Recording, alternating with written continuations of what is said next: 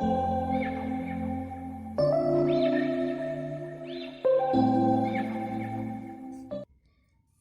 guys, welcome to my channel.